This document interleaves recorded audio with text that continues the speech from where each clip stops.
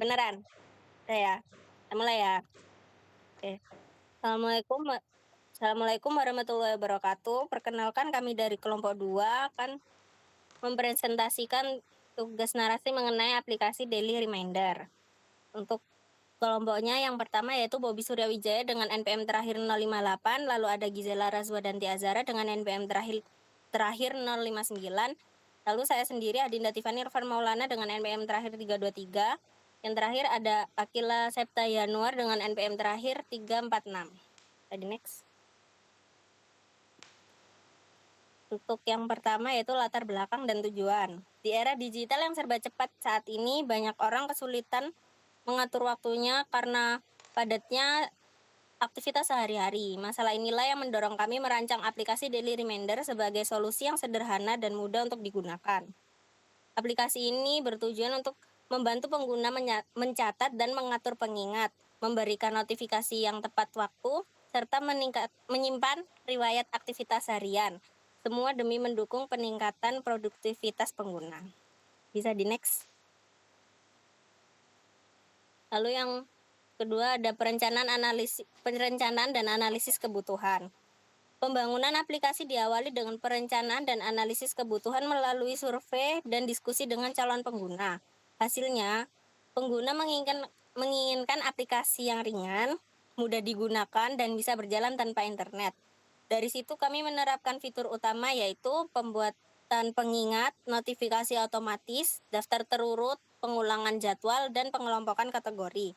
Secara teknis, aplikasi dibangun dengan React Native agar bisa jalan di Android dan iOS, serta menggunakan SQLite untuk menyimpan data lokal. Bisa di next. Lalu ada proses pengembangan untuk desain antarmuka. Masuk ke tahap pengembangan. Bagian pertama adalah desain antarmuka pengguna. Kami mulai dengan membuat wireframe yang fokus pada kemudahan navigasi. Halaman utama menampilkan daftar pengingat harian beserta statusnya dengan tombol tambah yang mudah diakses. Warna yang dipilih kontras tinggi agar mudah dibaca di berbagai kondisi. Dan seluruh elemen mengikuti prinsip material desain yang umum pada perangkat mobile. Tadi next. Untuk selanjutnya akan dijelaskan oleh teman saya. Baik, pada selanjutnya ada proses pengembangan dan implementasi, pengembangan fitur dan pengujian. Jadi pada bagian kedua adalah fitur dikembangkan secara bertahap dengan metode agile, sprint 2 minggu, setiap fitur langsung diuji unit dan fungsional setelah selesai. Kami juga melakukan pengujian beta bersama 20 pengguna awal. Umpan balik mereka digunakan untuk menyempurnakan antarmuka dan memperbaiki bug minor, memastikan aplikasi benar-benar sesuai kebutuhan pengguna. Next. Selanjutnya ada hasil dan rencana pengembangan lanjutan. Setelah melalui semua tahapan, aplikasi Daily Reminder berhasil diimplementasikan dengan seluruh fitur inti yang direncanakan. Hasil uji coba menunjukkan performa yang baik, respon cepat, akurasi notifikasi tinggi, dan antarmuka intuitif yang mendapatkan respon positif dari pengguna. Ke depan, kami akan mengembangkan integrasi kalender eksternal, fitur analitik produktivitas, dan dukungan multibahasa. Kami berharap aplikasi ini terus berkembang menjadi alat bantu produktivitas yang lebih lengkap. Next.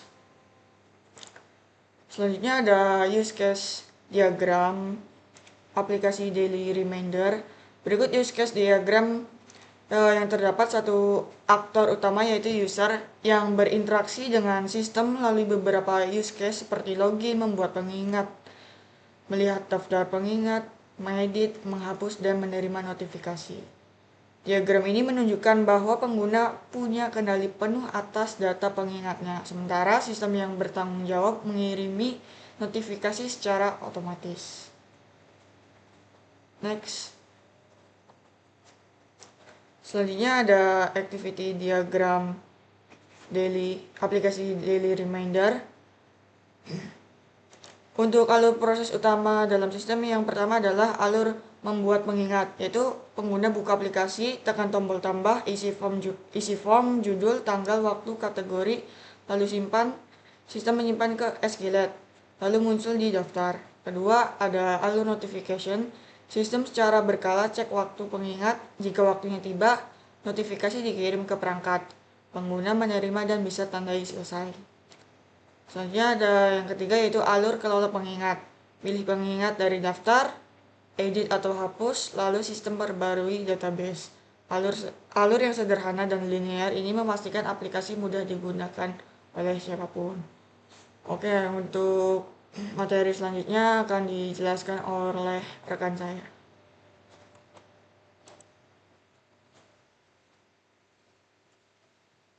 Oke, yang selanjutnya ada kelas diagram. Jadi kelas diagram ini menggambarkan struktur teknis aplikasi secara berorientasi objek. Ada 4 kelas utama di sini. Yang pertama adalah kelas user dengan atribut user ID, nama, dan email. Untuk yang kedua, kelas reminder sebagai kelas inti menyimpan reminder ID, judul, tanggal, waktu, kategori, dan status dengan metode buat, edit, hapus, dan tandai.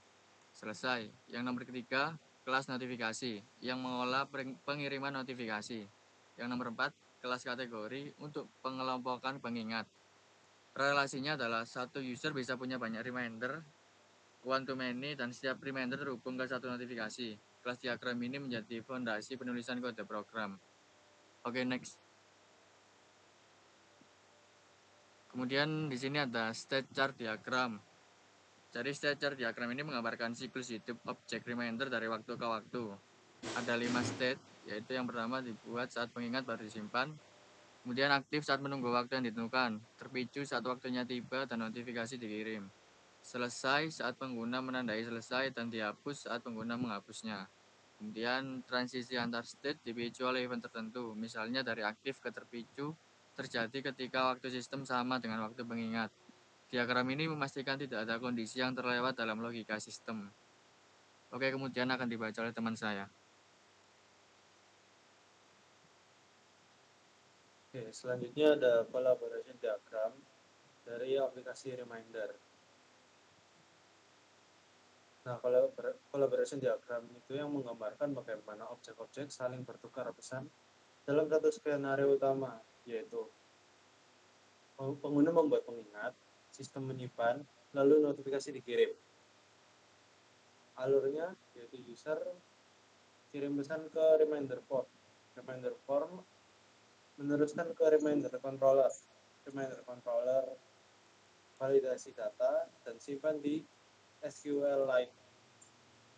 Lalu database konfirmasi berhasil dan daftar diperbarui.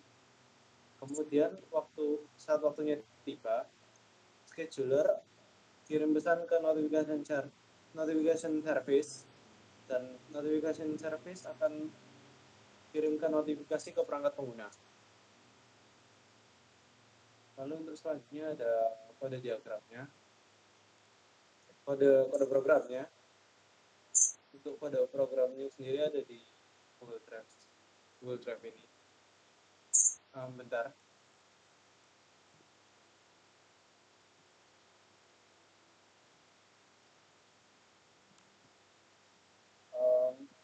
Kayaknya ini masih belum bisa dibuka. Kalau mungkin kalian mau buka sendiri, bisa dipersilahkan.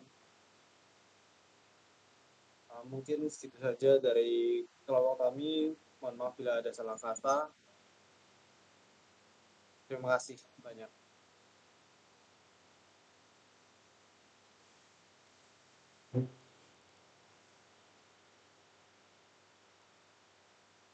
Oke, sekian presentasi dari kami. Mungkin dari kelompok lain ada yang ingin bertanya.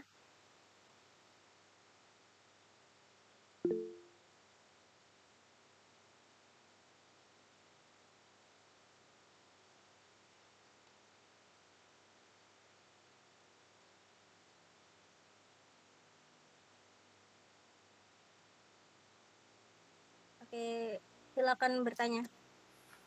Baik, di sini saya izin bertanya, kalau misalnya nih notifikasinya nggak muncul atau telat, itu biasanya karena apa ya? Dan dari mana Dan dari sistem kalian itu, adakah cara buat nge-handle hal tersebut?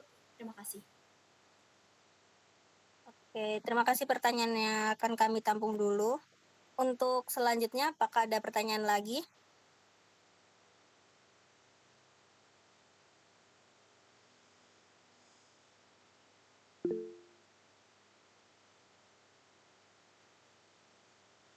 Oke, silakan. Tanya. Izin bertanya, perkenalkan nama saya Muhammad Taufik Fakih dengan NPM akhir 041. Di sini kan aplikasinya ini, aku mau nanya, aplikasinya ini tersedia nggak di semua jenis smartphone atau hanya di smartphone tertentu saja?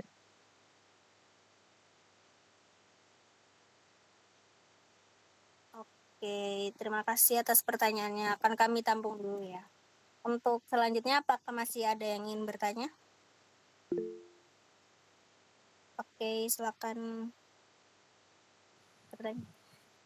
Izin bertanya, bagaimana sih cara tim memastikan notifikasi itu tetap muncul tepat waktu di Android maupun iOS? Terima kasih. Oke, terima kasih pertanyaannya. Untuk yang terakhir, apakah ada yang masih ingin bertanya?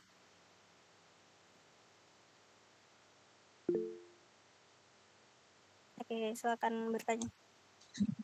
Jadi saya ingin bertanya untuk aplikasi ini itu apakah ada suatu izin khusus kayak perizinan lokasi atau perizinan file tertentu saat akan menggunakannya sebelum masuk ke aplikasi itu? Sekian. Oke, terima kasih atas pertanyaannya. Nah, untuk pertanyaannya akan dijawab oleh teman saya.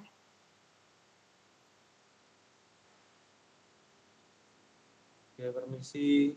Saya izin menjawab pertanyaan dari Mas Novel Fatan Akbar. Nah, kalau di aplikasi kami itu hanya memerlukan akses untuk